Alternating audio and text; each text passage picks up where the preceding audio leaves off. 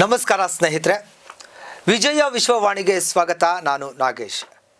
ಇವತ್ತಿನ ಈ ಮಾತುಕತೆ ಕಾರ್ಯಕ್ರಮಕ್ಕೆ ನಮ್ಮ ಜೊತೆಗಿದ್ದಾರೆ ಕಣ್ಣು ಪತ್ರಿಕೆಯ ಸಂಪಾದಕರಾದಂತಹ ಹಾಗೂ ಕರ್ನಾಟಕ ಪ್ರೆಸ್ ಕ್ಲಬ್ ಕೌನ್ಸಿಲ್ನ ಅಧ್ಯಕ್ಷರೂ ಆದಂತಹ ಶ್ರೀಯುತ ಡಾಕ್ಟರ್ ಶಿವಕುಮಾರ್ ನಾಗರನವಿಲೆ ಸರ್ ಅವರು. ಬನ್ನಿ ಅವರನ್ನು ಕಾರ್ಯಕ್ರಮಕ್ಕೆ ಸ್ವಾಗತಿಸೋಣ. ಸರ್, ಕಾರ್ಯಕ್ರಮಕ್ಕೆ ತಮಗೆ ಆಧಾರದ ಸ್ವಾಗತ. ನಮಸ್ಕಾರ ಸರ್, ನೀವು ಈ ಪತ್ರಕರ್ತರಾಗಿ ಮತ್ತು ಕರ್ನಾಟಕ ಪ್ರೆಸ್ ಕ್ಲಬ್ ಕೌನ್ಸಿಲ್ ಅಧ್ಯಕ್ಷರಾಗಿ ಇಷ್ಟು ವರ್ಷಗಳ ಕಾಲ ಕಾರ್ಯವನ್ನು ನಿರ್ವಹಿಸ್ತಾ ಬಂದಿದ್ದೀರಿ. So Karnataka press club council ವತಿಯಿಂದ ಈ ವಿಶ್ವ ಕನ್ನಡ ಹಬ್ಬ ಅನ್ನುವಂಥ ಒಂದು ಪರಿಕಲ್ಪನೆಯನ್ನು ಮೂಡಿಸಿ ಆ ಮೂಲಕ ಈಗಾಗಲೇ 3 ರಾಷ್ಟ್ರಗಳಲ್ಲಿ ನೀವು ವಿಶ್ವ ಕನ್ನಡ ಹಬ್ಬವನ್ನು ಅತ್ಯಂತ ಯಶಸ್ವಿಯಾಗಿ ಮಾಡಿದ್ದೀರಾ. ಈ ವಿಶ್ವ ಕನ್ನಡ ಹಬ್ಬದ ಪರಿಕಲ್ಪನೆ ನಿಮಗೆ ಬಂದದ್ದು ಹೇಗೆ? ಈಗ ಪರಿಕಲ್ಪನೆ ಅಂದರೆ ನಂದು ಜೀವನ ಪೂರ್ತಿ ಪರಿಕಲ್ಪನೆಯಲ್ಲೇ ಬಂದು ಪ್ರತಿಯೊಂದು ಕೂಡ ನಾನು ಕಲ್ಪನೆ ಮಾಡ್ಕೊಂಡು ಹಿಂಗೆ ಮಾಡಬೇಕು ಅಂದಾಗ ಅದಕ್ಕೆ ಶ್ರಮ ಇರುತ್ತೆ.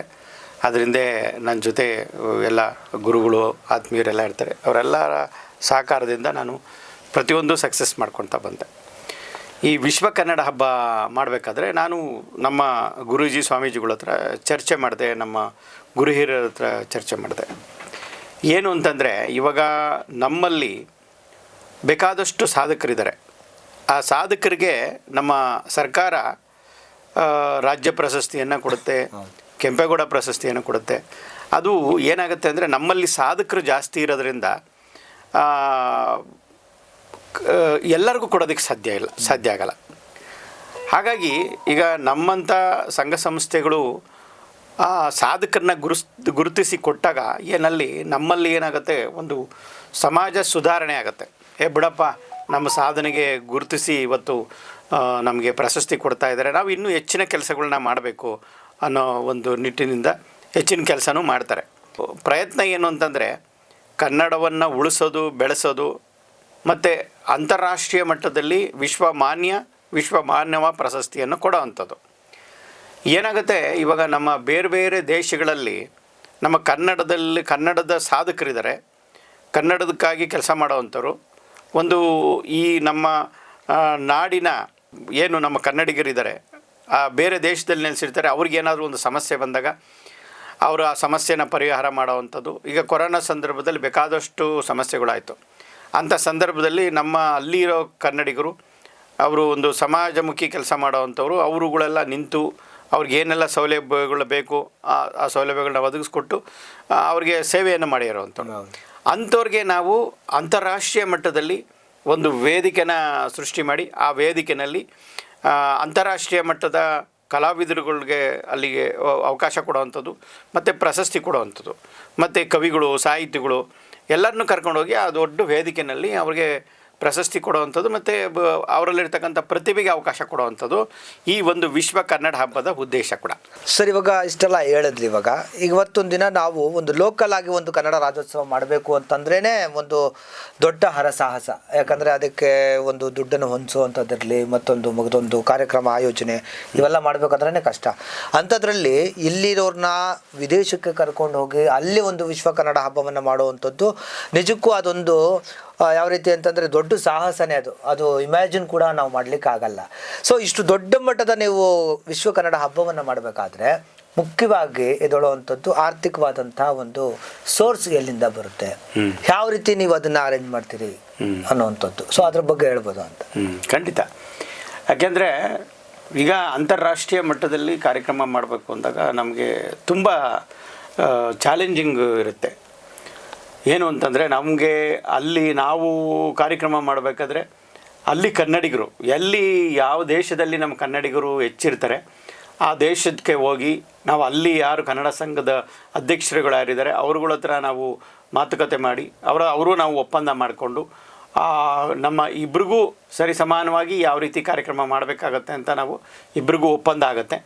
ಒಪ್ಪಂದ ಆದಮೇಲೆ ನಾವು ಅದು ಒಂದು ಭಿತ್ತಿ ಪತ್ರಗಳನ್ನು ಬಿಡುಗಡೆ ಮಾಡ್ತೀವಿ ಮತ್ತು ನಮ್ಮ ಚಿಹ್ನೆ ಬಿಡುಗಡೆ ಮಾಡ್ತೀವಿ. ಇದೆಲ್ಲ ಮಾಡೋವಂಥ ಸಂದರ್ಭದಲ್ಲಿ ನಾವು ಯಾರು ಸ್ಪಾನ್ಸರ್ನ ನಾವು ಹಿಡಿತೀವಿ, ಪ್ರಾಯೋಜಕತ್ವವನ್ನು ಹಿಡ್ಕೊಂಡು ಅವರ ಸಂಸ್ಥೆಯ ಲೋಗೋನ ನಾವು ಕ್ಯಾರಿ ಮಾಡ್ತೀವಿ. ಆ ಸಂಸ್ಥೆಯಲ್ಲಿರ್ತಕ್ಕಂಥದ್ದು ವಿಶೇಷತೆ ಏನು, ಜನಗಳಿಗೆ ಯಾವ ರೀತಿ ಅದು ಸುಲಭವಾಗಿ ಸಿಗುತ್ತೆ ಅನ್ನೋ ಒಂದು ಪ್ರಚಾರನ ಅವ್ರಿಗೆ ಕೊಟ್ಟಾಗ ನಾವು ಅವರು ನಮಗೆ ಪ್ರಾಯೋಜಕತ್ವವನ್ನು ಕೊಡ್ತಾರೆ. ಜೊತೆಗೆ ನಮ್ಮ ಜೊತೆಯಲ್ಲಿ ಈ ಒಂದು ಕಾರ್ಯಕ್ರಮಕ್ಕೆ ಸರ್ಕಾರನೂ ಕೂಡ ಜೊತೆ ನಿಂತ್ಕೊಳ್ಳುತ್ತೆ. ಹಾಗಾಗಿ ಇದು ಈ ರೀತಿಯಲ್ಲಿ ನಾವು ಕಾರ್ಯಕ್ರಮನ ಆಯೋಜನೆ ಮಾಡ್ತೀವಿ. ಸೊ ನೀವು ದುಬೈಯಲ್ಲಿ ಮೊದಲನೇ ಬಾರಿಗೆ ಮಾಡಿದ್ರಿ, ಅದು ಯಶಸ್ಸನ್ನು ಕಾಣ್ತು. ಅದರ ನಂತರ ಸಿಂಗಾಪುರಲ್ಲಿ ಮಾಡಿದ್ರಿ. ಈಗ ಅವು ಎರಡೂ ಕೂಡ ಸುಸೂತ್ರವಾಗಿ ಯಾವುದೇ ಗೊಂದಲಗಳಿಲ್ಲದೆ, ಯಾವುದೇ ತರಲೆ ತಾಪತ್ರೆಗಳಿಲ್ಲದೆ ಅತ್ಯಂತ ಯಶಸ್ವಿಯಾಗಿ ನಡ್ಕೊಂಡು ಬಂದಿದೆ. ಈ ಮೂರನೇ ಮಸ್ಕತ್ ಹಬ್ಬದಲ್ಲಿ ಈಗ ಏನಾಗಿದೆ, ದೊಡ್ಡ ಒಂದು ಸಮಸ್ಯೆಗಳು ಮತ್ತು ಬೇರೆ ಬೇರೆ ಆರೋಪಗಳು ಇವೆಲ್ಲ ನಿಮ್ಮ ವಿರುದ್ಧ ಕೇಳಿ ಬಂದಿರುವಂಥದ್ದು. ಈ ಮೂರನೇ ವಿಶ್ವ ಕನ್ನಡ ಹಬ್ಬಕ್ಕೆ, ಮಸ್ಕತ್ನಲ್ಲಿ ನಡೆದಿರುವಂಥ ಈ ಹಬ್ಬಕ್ಕೆ ಈ ಇಷ್ಟೊಂದು ವಿಘ್ನಗಳು ಯಾಕೆ ಬಂದಿದೆ? ಈಗ ದೇವತೆಗಳು ಯಾವುದೋ ಒಂದು ಯಜ್ಞ ಮಾಡಬೇಕಾದ್ರೆ ಅದಕ್ಕೂ ದಾನವರ ಅಡಚಣೆಗಳು ಇದ್ದೇ ಇರ್ತಿತ್ತು. ಅದೇ ಥರ ಇದು ಒಂದು ವಿಶ್ವ ಕನ್ನಡ ಹಬ್ಬ ಅನ್ನೋದು ಒಂದು ಯಜ್ಞ, ಇದು ಒಂದು ತಪಸ್ಸು ಅಂತ ಹೇಳ್ಬೋದು. ಈ ಒಂದು ತಪಸ್ಸನ್ನು ನಾವು ಗೆದ್ದರೆ, ತಪಸ್ಸು ಮಾಡಿ ಗೆದ್ದಾಗ ನಮಗೆ ಯಶಸ್ಸು ಕಾಣುತ್ತೆ. ಅದ್ರ ಜೊತೆಗೆ ಅಡಚಣೆಗಳು ಆಗುತ್ತೆ. ಆ ಅಡಚಣೆನೆಲ್ಲ ಮೀರಿ ನಿಂತಾಗಲೇ ನಾವು ಯಶಸ್ಸನ್ನು ಕಾಣೋದು. ಹಾಗಾಗಿ ನಾವು ಏನು ನಮ್ಮ ತಂಡನ ಆಯ್ಕೆ ಮಾಡ್ಕೊಂಡಿರ್ತೀವಲ್ಲ, ಆಯ್ಕೆ ಮಾಡ್ಕೊಳ್ಳೋದು ನಮಗೆ ಎಲ್ಲೋ ಒಂದು ಕಡೆ ಎಡವಿರ್ತೀವಿ. ಆ ಎಡವಿದಾಗ ಇವೆಲ್ಲವೂ ಸಮಸ್ಯೆಗಳು ಬರುತ್ತೆ. ಸೊ ಈಗ ಮೂರನೇ ವಿಶ್ವ ಕನ್ನಡ ಹಬ್ಬಕ್ಕೆ ಸಂಬಂಧಪಟ್ಟಂಗೆ ಈಗ ನಿಮ್ಮದೇ ಒಂದು ಸಮಿತಿಯಲ್ಲಿ ಇದ್ದಂಥವ್ರು, ಅಂದರೆ ಈಗ ಎರಡನೇ ವಿಶ್ವ ಕನ್ನಡದ ಹಬ್ಬದಲ್ಲಿ ಇದ್ದಂಥವ್ರು ಮೀನಾ ರಾಜಗೌಡ ಅನ್ನೋರು ಇವತ್ತು ನಿಮ್ಮ ವಿರುದ್ಧ ಸಾಕಷ್ಟು ಆರೋಪಗಳು, ಸಾಕಷ್ಟು ಒಂದು ದೂರುಗಳನ್ನೆಲ್ಲ ಮಾಡ್ತಾ ಬಂದಿದ್ದಾರೆ. ಸೊ ಅವರ ಒಂದು ಪರಿಚಯ ನಿಮ್ಗೆ ಹೆಂಗಾಯಿತು? ಅವ್ರು ಹೆಂಗೆ ನಿಮ್ಮ ಟೀಮ್ ಒಳಗೆ ಸೇರಿಕೊಂಡ್ರು? ಯಾವ ರೀತಿ ಅವರ ಒಂದು ಪಯಣ ನಡೀತು ಅಂತ? ಆ ಹೆಂಗಸು ಮೊದಲನೇ ವಿಶ್ವ ಕನ್ನಡ ಹಬ್ಬ ಮಾಡುವಾಗ ನಮಗೆ ಫೋನ್ ಮಾಡಿದ್ರು, ಸರ್ ತಮ್ಮನ್ನು ಭೇಟಿ ಮಾಡಬೇಕು, ನಾನು ಈ ಥರ ಮೀನಾ ರಾಜಗೌಡ ಅಂತ, ತಾವು ಎಲ್ಲಿ ಸಿಗ್ತೀರಾ ಅಂತಂದರು. ಆಯ್ತಮ್ಮ ಬನ್ನಿ, ನಾವು ನಮ್ಮ ಕಚೇರಿ ಇಲ್ಲಿದೆ ಬನ್ನಿ ಅಂತೇಳಿ ನಾವು ಅವ್ರನ್ನ ಬರೋದಕ್ಕೆ ಹೇಳಿದ್ರು. ಬಂದರು. ಬಂದಾದಮೇಲೆ ಅವರು ಹೇಳಿದ್ರು, ಸರ್ ನಾವು ಈ ಥರ ನೀವು ವಿಶ್ವ ಕನ್ನಡ ಹಬ್ಬ ಮಾಡ್ತಾಯಿದ್ದೀರಾ, ಭಾಳ ಖುಷಿಯಾಗುತ್ತೆ, ಕನ್ನಡಕ್ಕಾಗಿ ಮಾಡ್ತಾಯಿದ್ದೀರಾ, ನಮ್ಮದೆಲ್ಲ ಸಪೋರ್ಟ್ ಇರುತ್ತೆ ಸರ್, ನಾನು ನಿಮ್ಗೆ ಏನು ಬೇಕೋ ನಾನು ಮಾಡ್ತೀನಿ ಸರ್ ಅಂತ ಹೇಳಿ ಅವರು ನಮ್ಮ ಜೊತೆ ಸೇರ್ಕೊಳ್ಳೋದಕ್ಕೆ ಇಷ್ಟಪಟ್ಟರು. ಆವಾಗ ನಾನೇನು ಮಾಡಿದೆ, ಸರಿ ಓಕೆಮ್ಮ ಆಯಿತು, ಇದೇನು ಕನ್ನಡ ಹಬ್ಬಕ್ಕೆ ಎಲ್ಲರೂ ಜೊತೆ ಸೇರಿದ್ರೇ ಕನ್ನಡ ಹಬ್ಬನ ಯಶಸ್ವಿಯಾಗಿ ನಡೆಸೋಕ್ಕಾಗೋದು, ನೀವು ಬನ್ನಿ, ನಾನು ಕಮಿಟಿಯಲ್ಲಿ ಮಾತಾಡ್ತೀನಿ, ಕಮಿಟಿ ತೀರ್ಮಾನ ಏನು ಹೇಳುತ್ತೆ ಅದ್ರ ಪ್ರಕಾರ ನಾವು ತೊಗೊಂಡ್ವಿ. ಆಲ್ರೆಡಿ ಇವಾಗ ನಮ್ಮ ತಂಡ ರಚನೆ ಆಗೋಗ್ಬಿಟ್ಟಿದೆ, ನೀವು ಕಡೆ ಸಮಯದಲ್ಲಿ ಬಂದಿದ್ರೆ ನಾನು ಕಮಿಟಿ ತೀರ್ಮಾನ ಮಾಡಿದ್ಮೇಲೆ ನಾನು ನಿಮ್ಗೆ ತಿಳಿಸ್ತೀನಿ ಅಂತ ಹೇಳಿದೆ. ಅದೇ ಥರ ನಮ್ಮ ಕಮಿಟಿಯಲ್ಲಿ ಮಾತಾಡಿದೆ.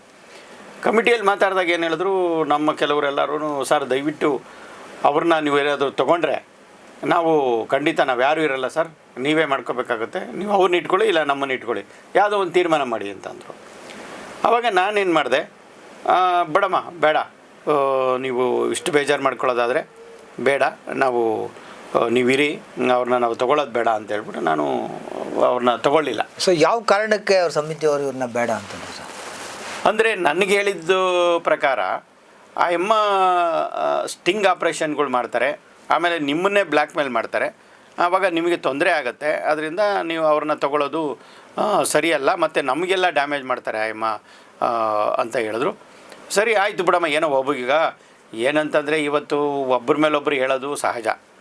ನಾನು ಆ ರೀತಿ ಅಂದ್ಕೊಂಡು ಸರಿ ಆಯಿತು ಬಿಡಿ, ಬೇಡ ಅಂದಮೇಲೆ ಬೇಡ ಅಂತ ಹೇಳ್ಬಿಟ್ಟು ನಾನು ಅಷ್ಟಕ್ಕೆ ಡ್ರಾಪ್ ಮಾಡಿಬಿಟ್ಟೆ. ಸೊ ಇಷ್ಟೆಲ್ಲ ಇದ್ದಾಗ ಮತ್ತೆ ನೀವು ಎರಡನೇ ವಿಶ್ವ ಕನ್ನಡ ಹಬ್ಬಕ್ಕೆ ಅವ್ರನ್ನ ಯಾಕೆ ಹಾಕೊಂಡ್ರು? ಮತ್ತೆ ಈಗ ನಮಗೆ ವಿಶ್ವ ಕನ್ನಡ ಹಬ್ಬ ಮಾಡೋಕ್ಕೆ ಅಂತ ಹೊರಟಾಗ ನಮಗೆ ಸವಾಲುಗಳು ಹೇಗಿರುತ್ತೆ ಅಂತಂದರೆ ಪ್ರತಿ ಹಂತದಲ್ಲೂ ಸವಾಲುಗಳಿರುತ್ತೆ. ನಮಗೆ ಮೊದಲನೇ ಸವಾಲು ಬರೋದೇ ಹಣಕಾಸಿಂದು ಸವಾಲುಗಳು. ಆ ಸವಾಲನ್ನ ಎದುರಿಸೋದಕ್ಕೂ ಇದೆಯಲ್ಲ, ಅದು ಭಾಳ ಕಷ್ಟ. ಯಾಕೆಂದರೆ ಎರಡನೇ ವಿಶ್ವ ಕನ್ನಡ ಹಬ್ಬಗೆ ನಾವು ಮಾಡಬೇಕಾದ್ರೆ ನಾವು ಬುಡಕಟ್ಟು ಕಲಾವಿದರನ್ನ ತೊಗೋಬೇಕು ಅಂತ ಅವ್ರನ್ನ ನಾವು ಅಲ್ಲಿಗೆ ಸಿಂಗಾಪುರಿಗೆ ಕರ್ಕೊಂಡು ಹೋಗ್ಬೇಕು ಅಂತ ತೀರ್ಮಾನ ಮಾಡ್ತೀವಿ. ತೀರ್ಮಾನ ಮಾಡಿದಾಗ ನಮಗೆ ಏನಾಗುತ್ತೆ, ಅವರು ಎಲ್ಲಿದ್ದಾರೆ ಏನು ಅಂತ ಗೊತ್ತಾಗಲ್ಲ. ಅವಾಗ ಯಾರನ್ನೋ ಕೇಳಿ ನಮ್ಮ ಕಲ್ಚರಲ್ ಪ್ರೆಸಿಡೆಂಟ್ ಒಬ್ರು ಇರ್ತಾರೆ ಅರುಣ್ ಅಂತ, ಅವ್ರಿಗೆ ಕೇಳ್ತೀನಿ ನಾನು.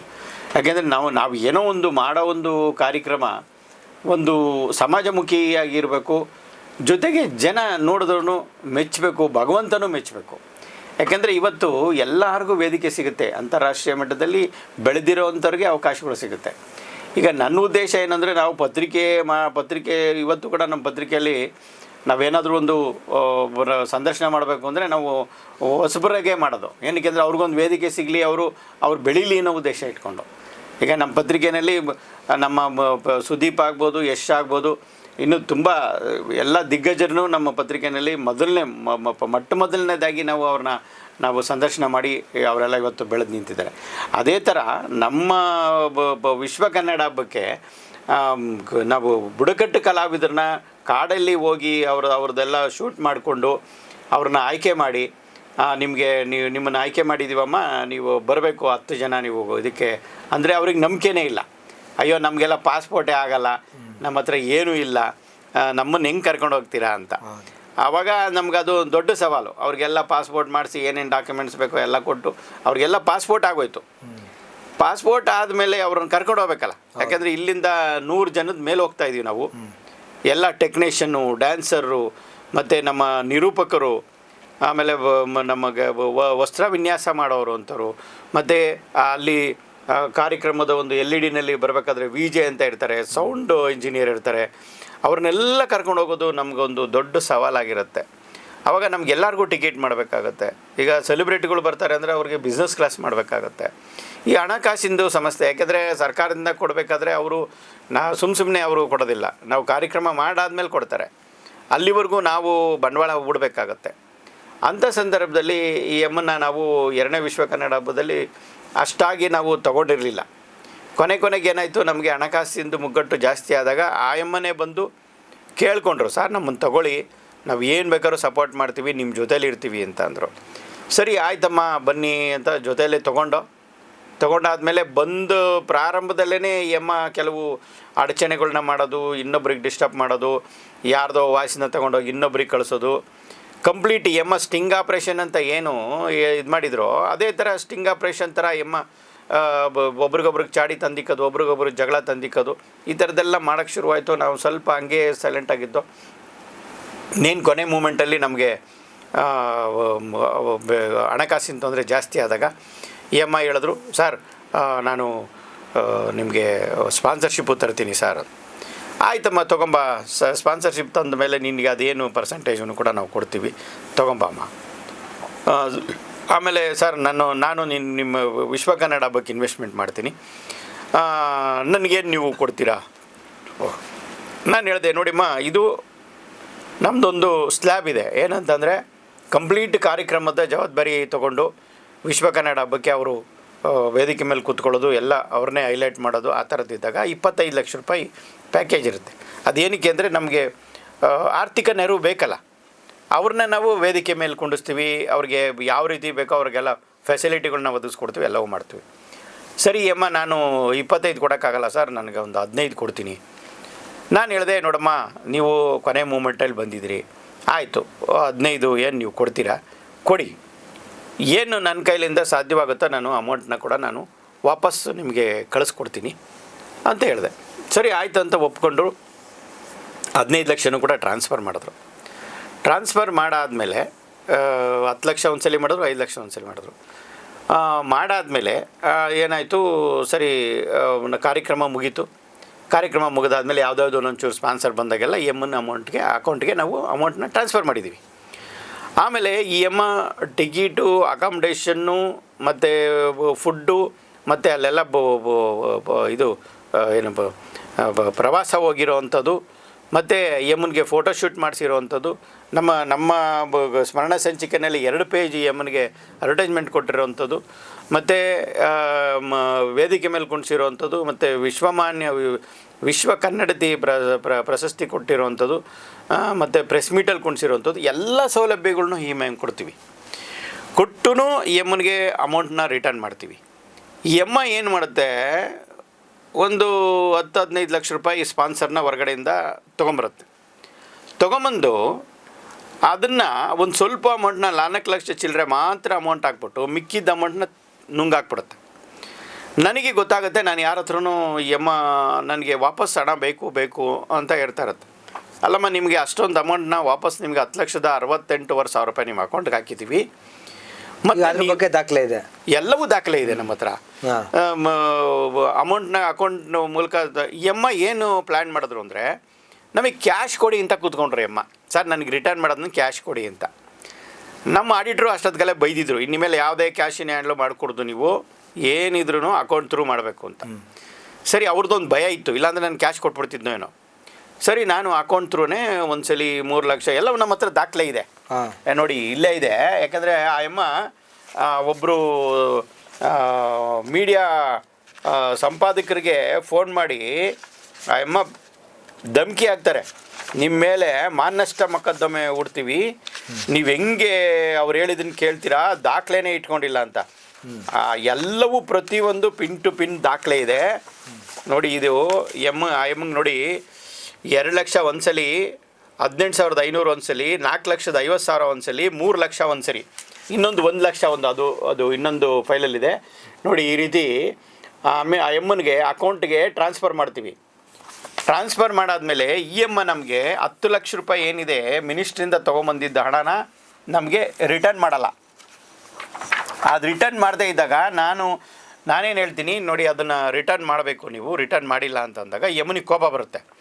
ನನ್ನನ್ನು ನೀವು ಕೇಳ್ತೀರಾ, ನಾನು ಯಾವುದೋ ಒಂದು ಸ್ಪಾನ್ಸರ್ ಕೊಡ್ತಿದ್ದೀನಿ, ಅದನ್ನು ಕಮಿಷನ್ ಕೊಡಿ ಅಂತ. ಸರಿ, ಯಾಕೆಂದರೆ ಕಾರ್ಯಕ್ರಮ ಹೊಂದಿಸಿದ್ದಲ್ಲ, ನಮ್ಮದು ಫುಟ್ಪಾತ್ ಬಿಸ್ನೆಸ್ಸು ಅಲ್ಲ. ವರ್ಷ ಮಾಡ್ತಾನೆ ಇರಬೇಕಾಗತ್ತೆ. ಅವರು ಒಂದು ಸ್ನೇಹ ನಮಗೆ ಬೇಕಾಗತ್ತೆ, ನಮ್ಮ ಸ್ನೇಹ ಅವ್ರಿಗೆ ಬೇಕಾಗತ್ತೆ. ನಾವೆಲ್ಲ ಒಟ್ಟುಗೂಡಿ ಒಂದಲ್ಲ ಒಂದು ರೀತಿಯಲ್ಲಿ ನಾವು ಕಾರ್ಯಕ್ರಮಗಳನ್ನ ಮಾಡ್ಕೊಂಡು ಹೋಗೋಣ ಅಂತ ಹೇಳ್ಬಿಟ್ಟು ನಾನು ಜಾಸ್ತಿ ರಬ್ ಮಾಡ್ಕೊಳಕ್ಕೆ ಹೋಗಲ್ಲ. ಆ ಅಮ್ಮ ಏನು ಮಾಡುತ್ತೆ, ಇವತ್ತು ನಾನು ಯಾವಾಗ ಈ ಥರ ಎಲ್ಲ ಬೇರೆ ಥರ ಎಲ್ಲ ಮಾಡೋದನ್ನು ನೋಡ್ಬಿಟ್ಟು ನಾನೇ ಮಾಡ್ತೀನಿ, 3ನೇ ವಿಶ್ವ ಕನ್ನಡ ಹಬ್ಬಕ್ಕೆ ಆ ಅಮ್ಮನ ಇನ್ವಾಲ್ವ್ ಮಾಡ್ಕೊಳ್ಳಲ್ಲ. ಈ ಅಮ್ಮನಿಗೆ ಕೋಪ ಬರುತ್ತೆ, 3ನೇ ವಿಶ್ವ ಕನ್ನಡ ಹಬ್ಬಕ್ಕೆ ನಮ್ಮನ್ನು ಸೇರಿಸ್ಕೊತಾ ಇಲ್ಲ, ಏನು ಹಂಗಾರೆ ನಮ್ಮನ್ನು ತೊಗೊಳಲ್ವಾ ಅಂತ. ನಾನು ಹೇಳ್ತೀನಿ, ಹಿರಿಯಮ್ಮ, ಇನ್ನೂ ಏನು ಮುಗಿದೋಗಿಲ್ಲ ಕಾರ್ಯಕ್ರಮ ಇನ್ನೂ ಮುಂದಕ್ಕಿದೆ, ಮಾತಾಡ್ತೀವಿ ಅಂತ ಹೇಳ್ಬಿಟ್ಟು ನನ್ನ ಕೆಲಸಗಳು ನಾನು ಮಾಡ್ಕೊತಾ ಇರ್ತೀನಿ.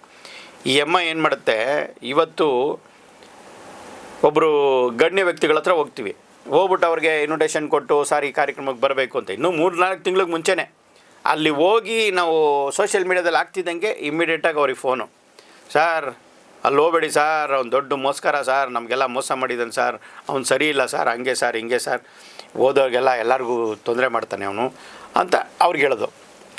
ಇದೇ ಥರ ಸುಮಾರು ಜನಕ್ಕೆ ಹೇಳ್ಕೊಂಬರ್ತಾ ಇರೋದು ನಮ್ಮ ಗಮನಕ್ಕೆ ಬರ್ತಾಯಿದೆ. ಅವರು ಕೂಡ ನಮಗೆ ಫೋನ್ ಮಾಡಿ ಹೇಳ್ತಾ ಇದ್ದಾರೆ.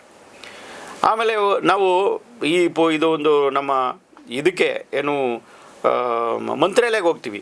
ಮಂತ್ರಾಲಯದಲ್ಲಿ ಹೋಗಿ ಅಲ್ಲಿ ಅಲ್ಲಿ ಗುರುಗಳು ಆದ ನಮ್ಮ ಸ್ವಾಮೀಜಿಯವ್ರನ್ನ, ಸುಬುಧೇಂದ್ರ ಸ್ವಾಮೀಜಿಯವ್ರಿಗೆ ಈ ಥರ ಕಾರ್ಯಕ್ರಮಕ್ಕೆ ಬರಬೇಕು ಅಂತ ನಾವು ಕೇಳ್ಕೊತೀವಿ. ಅವ್ರು ಇತ್ಕೊಂಡು ನಾವು ಸಮುದ್ರ ದಾಟಿ ಬರೋದಕ್ಕಾಗಲ್ಲ, ನಮ್ಮ ಶುಭಾಶಯ ಇರುತ್ತೆ ನಿಮಗೆ ಅಂತ ಹೇಳ್ತಾರೆ. ನಾವು ಅದನ್ನು ಅಲ್ಲಿಂದನೇ ಪ್ರೆಸ್ಸಿಗೆ ಕಳಿಸಿರ್ತೀವಿ. ಆ ಬಂದಿದ್ದು ನೋಡಿಬಿಟ್ಟು ಇಮಿಡಿಯೇಟಾಗೆ ಅಲ್ಲಿಗೆ ಫೋನ್ ಮಾಡಿ ಸ್ವಾಮೀಜಿಯವರಿಗೆ ಕಾಲ್ ಮಾಡಿ, ನೀವು ಹೋಗಬೇಡಿ, ಅಲ್ಲಿ ಸರಿ ಇಲ್ಲ, ಅವರೆಲ್ಲ ನಮಗೆ ಮೋಸ ಮಾಡಿದ್ದಾರೆ, ಇವ್ರ ಜೊತೆ ನೀವು ಮಿಂಗಲ್ ಆಗಬೇಡಿ ಅಂತ ಅಲ್ಲಿಗೆ ಹೇಳಿದ್ದಾರೆ.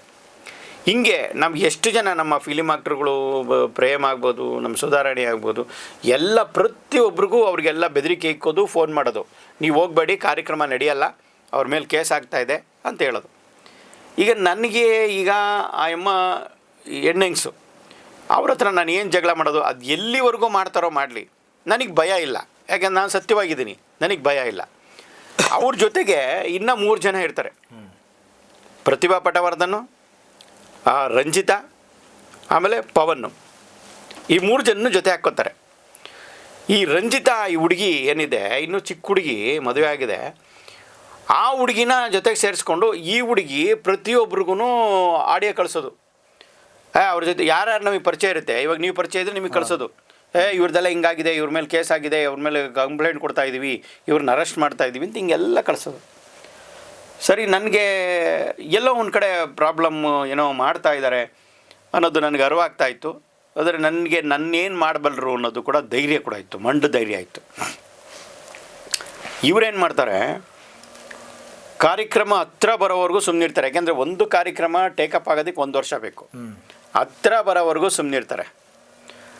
ಹತ್ರ ಬಂದು ಇನ್ನು 20 ದಿವಸ 15 ದಿವಸ ಇರುತ್ತೆ ನಮ್ಮ ಕಾರ್ಯಕ್ರಮ, 15 ದಿವಸ ಇರುತ್ತೆ.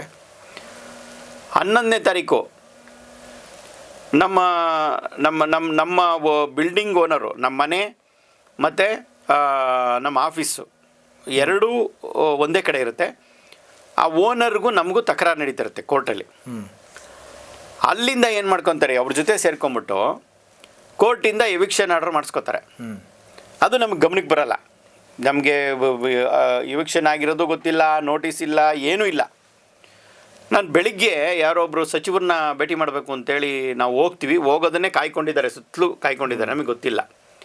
ನಾವು ಹೋಗ್ತೀವಿ, ಹೋಗಲ್ಲಿ ಅವ್ರ ಮನೆ ಒಳಗೆ ಹೋಗೋವರೆಗೂ ಅಲ್ಲಿಂದನೂ ಫಾಲೋ ಮಾಡಿ ಮನೆ ಒಳಗೆ ಹೋದ್ಮೇಲೆ ಇವರೇನು ಮಾಡ್ತಾರೆ, ಅವೆಲ್ಲ ಹೆಚ್ಚು ಕಮ್ಮಿ ಒಂದು 50-60 ಜನ ಸೀದಾ ನಮ್ಮ ಮನೆಗೆ ನುಗ್ಗಿ ಮನೇಲಿರೋ ವಸ್ತುಗಳನ್ನೆಲ್ಲ ಒಡೆದಾಕಿ ಎಲ್ಲ ಕಂಪ್ಲೀಟ್ 4 ಲಾರಿಯಷ್ಟು ಸಾಮಾನುಗಳು, ಡಾಕ್ಯುಮೆಂಟ್ಸು, ನಮ್ಮ ಹಾರ್ಡ್ ಡಿಸ್ಕು ಎಲ್ಲ ಇಡೀ ನಮ್ಮ ಲೈಫಲ್ಲಿ ಸಂಪಾದನೆ ಮಾಡಿರೋ ಎಲ್ಲ ಡಾಕ್ಯುಮೆಂಟ್ಸು ರೋಡಿಗೆ ಬಿಸಾಕ್ತಾರೆ.